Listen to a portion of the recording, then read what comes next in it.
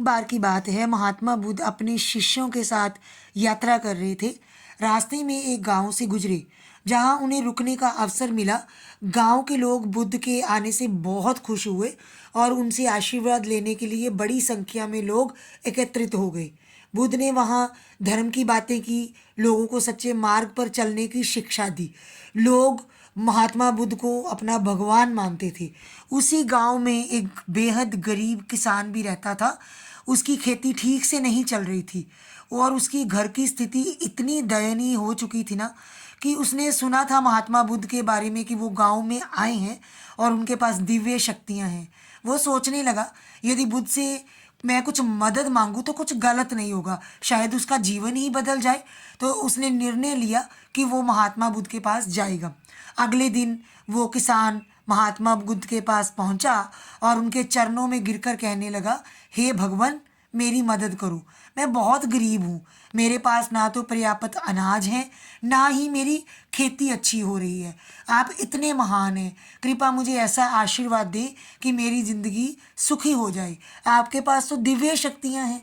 आप उन शक्तियों का प्रयोग करके कृपया मेरी हालत का सुधार कर दें। महात्मा बुद्ध ने किसान की बात बहुत ध्यान से सुनी और मुस्कुराते हुए बोले, मैं तुम्हारी मदद तो कर सकता हूँ, पहले तुम्हें मेरा एक काम करना होगा। तो किसान ने उत्सुक होकर बोला, हाँ भगवान, जो भी आप कहेंगे मैं करने को तैयार हूँ, पर आप मेरी कृपया मेरी हालत सुधार दीजिए। बुद्ध ने कहा, तुम गांव में जाओ और किसी ऐसे व्यक्ति को ढूंढो जिसने कभी कोई दुख ना देखा हो और ना ही कभी जिंदगी में किसी कठिनाई का सामना किया हो, ना ही उसने जीवन में कोई संघर्ष किया हो।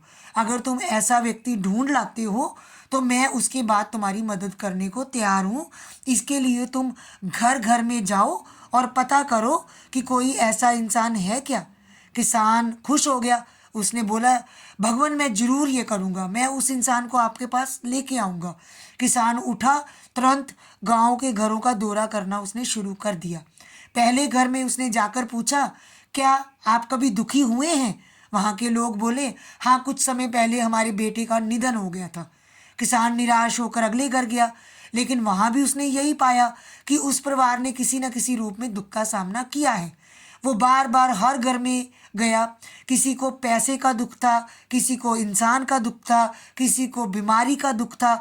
हर जगह उसे यही उत्तर मिला कि हर घर में किसी न किसी ने कठिनाइयों और दुखों का सामना किया ही था। दिन भर गांव में वो इंसान भटकता रहा। किसान इधर से उधर सारा दिन कभी किसी के घर कभी किसी के घर जाता रहा, पर उसे कोई भी ऐसा घर नहीं मिला जहाँ पे किसी इंसान को दुख ना हो। वो थका हारा महात्मा बुद्ध के पास वापस आया और बोला, हे भगवान, मैं पूरा गांव घूम आया हूँ, लेकिन मुझे कोई ऐसा घर, कोई ऐसा व्यक्ति नहीं मिला जो कभी कोई दुख ना झेला हो। हर कोई किसी ना किसी तरह से पीड़ित ही है। किसी को किसी चीज़ का दुख है तो किसी को किसी का। कोई मेरी तरह पैसे से वंचित है तो कोई किसी का प्रियजन का निधन हो चुका है। महात्मा बुद्ध ने शांत स्वर में कहा, यही जीवन का सत्य है। हर व्यक्ति को दुखों और कठिनाइयों का सामना करना पड़ता है। तुम अकेले नहीं हो जो परेशानियों से जूझ रहे हो, लेकिन अगर तुम सच्ची शांति और संतोष पाना चाहते हो तो तुम्हें अपनी भीतर की शांति को खोजना होगा। दुखी तो सारे हैं, दुख सबके साथ ही है, लेकिन उस दुख में भी सुख को ढूंढना, मन की शांति ढूंढनी, वो तुम्हें ही करना पड़ेगा।